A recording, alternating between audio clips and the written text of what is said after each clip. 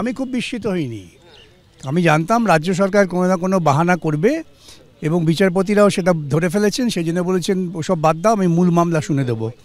আজকের মূল মামলা শুনানির জন্য বিচারপতিরা তৈরি ছিলেন। তারা আবেদন করলেন রাজ্য সরকারের উকিলদের যে তোমরা সওয়াল শুরু করো। তারা সওয়াল শুরু করতে পারলেন না, কালকে সময় চেয়েছেন, কাল তারা সওয়াল করবেন।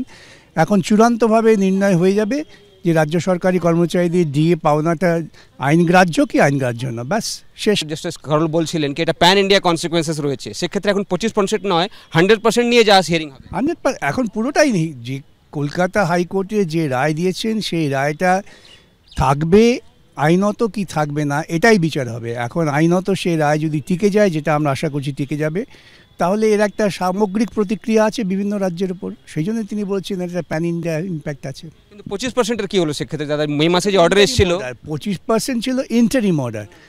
এখন বিচারপতিরা বলেছেন, আমার মনে হয় ঠিকভাবে বলেছেন, যে ইন্টারিম বাদ দিয়ে এখন ফাইনালি ডিসাইড করে দেবো আমরা।